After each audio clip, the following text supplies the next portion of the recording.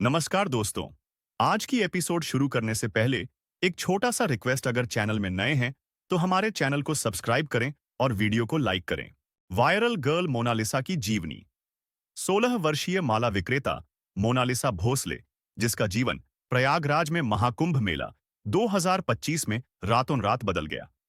Mona Lisa का जन्म उत्तर प्रदेश के छोटे से शहर चित्रकूट में हुआ था। छोटी उम्र से ही वह अपने आसपास की आध्यात्मिक आभा से बहुत आकर्षित थी। अक्सर उसके शहर से गुजरने वाले तीर्थयात्रियों और संतों की कहानियों से प्रभावित होती थी। उनका परिवार साधन में मामूली होते हुए भी भक्ति और सांस्कृतिक विरासत से समृद्ध था।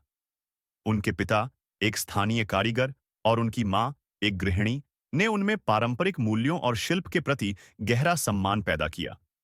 जनवरी 2025 में मोनालिसा ने पृथ्वी पर सबसे बड़े धार्मिक आयोजनों में से एक प्रयागराज के महाकुंभ मेले में एक छोटा सा स्टॉल स्थापित करके आध्यात्मिकता और पारंपरिक भारतीय शिल्प के प्रति अपने जुनून को दुनिया के साथ साझा करने का एक साहसिक कदम उठाया। यहां उन्होंने रुद्राक्ष माला बेचना शुरू किया। प्रत्येक मोती को उन्होंने सावधानीपूर्वक चुना और पिरोया। भगवान शिव के आंसू माने जाने वाले रुद्राक्ष की माला का अत्यधिक आध्यात्मिक महत्व है, और उनके शिल्प के लिए मोनालिसा का वास्तविक दृष्टिकोण तीर्थयात्रियों के साथ प्रतिध्वनित हुआ। उसका स्टॉल जल्दी से आकर्षण का बिंदु बन गया, न केवल उसके रुद्राक्ष माला की गुणवत्ता के लिए, बल्कि प्रत्येक माला की उत्पत्ति और महत्व के बारे में साझा की गई कहानियों के लिए भी। उसके ज्ञान और जुनून ने उसे रात भर की सनसनी में बदल दिया, जब एक आगंतुक के सोशल मीडिया पोस्ट में रुद्राक्ष के लाभों के बारे में उसका वायरल हो गया। जैसे ही उनकी लोकप्रियता बढ़ी, मोनालिसा मेला में रुद्राक्ष देवी के रूप में जाना जाने लगा।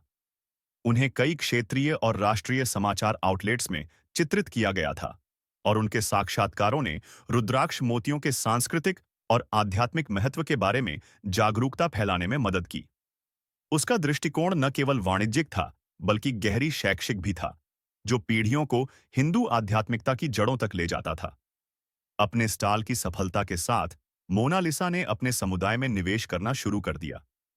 उन्होंने चित्रकूट में कार्यशालाएं स्थापित की, जहां स्थानीय महिलाएं रुद्राक्ष माला बनाने के शिल्प को सीख सकती हैं। इस प्रकार रोजगार के अवसर पैदा कर सकती हैं और अपने समुदाय में अन्य महिलाओं को सशक्त बना सकती हैं।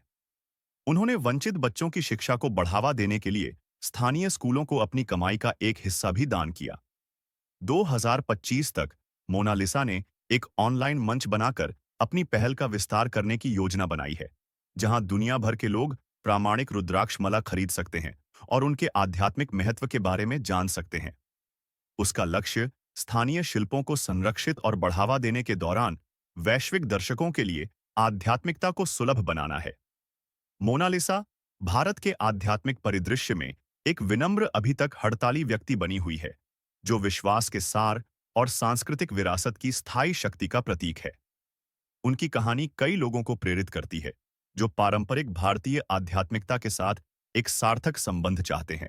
मोनालिसा पारदी समुदाय से आती है। समाज के लोग बताते हैं कि वह मूलतः राजस्थानी राजपूत जाति के हैं, जो महाराष्ट्र, गुजरात, मध्य प्रदेश समेत देश के अन्य हिस्सों में चले गए हैं। यह जहां जाते हैं, वहां की भाषा से उनकी भाषा मिक्स हो जाती है। पहले यह शिकार और गोरिल्ला वार में भी सिद्धहस्त थे। इनकी कुलदेवियां मौली माता, कालिका माता, सप्तशृंगी माता, वादेखान माता और खोड़ियार माता हैं। कुछ क्षेत्रों में यह अपराध से जुड़े हुए थे, लेकिन अब मुख्य धारा में आ रहे हैं। विश्व हिंदू परिषद के दिनेश चंद्र खटोडियच ने बताया कि पहले यह समुदाय डेरों में बसता था, लेकिन इसके बाद करीब 3 दशक पूर्व नगर पंचायत की अध्यक्ष पार्वती रमेश कुमरावत ने इन्हें ढांपला मार्ग, जेल रोड पर जमीन दे दी और पट्टे प्रदान किए। इसके बाद इन्होंने पक्के मकान बना लिए। उन्होंने बताया, यह लोग अपनी मस्ती में मस्त रहते हैं और देश भर में कंठी माला बेचते हैं। इनके समाज की लड़कियां अल्हड़ होती हैं और खुलकर चर्चा करती हैं।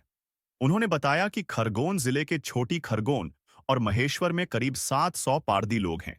इसमें अकेले महेश्वर में 50 परिवारों के 450 लोग बसते हैं। यह जगह जगह धार्मिक आयोजन और मेलों में मालाएं, रुद्राक्ष आदि बेचते हैं। यह हिंदू धर्म को मानते हैं और समाज में ही शादी ब्याह के रिश्ते करते हैं। इस जनजाति के पुरुष आमतौर पर शर्ट पैंट पहनते हैं, जबकि महिलाएं और बच्चियां शर्ट टी शर्ट और घाघरा पहनती है। यह वेज और नॉन वेज दोनों के शौकीन होते हैं और अपनी मस्ती में अक्सर किराए पर म्यूजिक सिस्टम लेकर डांस करते हैं। उन्होंने बताया कि आमतौर पर यह लोग ज्यादा पढ़े लिखे नहीं होते हैं और बचपन से ही माल बेचने के व्यापार में बच्चों को लगा दिया जाता है। इनका जनरल नॉलेज जबरदस्त होता है और यह देश भर में जाने के लिए बसों, ट्रेनों, रास्तों और भौगोलिक स्थितियों को अच्छी तरीके से जानते हैं। उन्होंने बताया कि मोनालिसा के परिवार की आज 3 बीघा जमीन भी है। मोनालिसा के ताऊ जी विजय पटेल समाज के पटेल भी हैं। उन्होंने बताया कि यूं तो यह समुदाय हिंदू धर्म से जुड़े सभी त्योहारों को मनाता है, लेकिन होली की बात ही अलग है। यह देश भर में कहीं भी रहें, लेकिन होली के 2 से 3 दिन पूर्व महेश्वर लौट आते हैं। यह होली के अवसर पर कुलदेवी को बलि भी चढ़ाते हैं। उन्होंने बताया कि इनका न्याय व्यवस्था से ज्यादा पंचायत पर ज्यादा विश्वास है।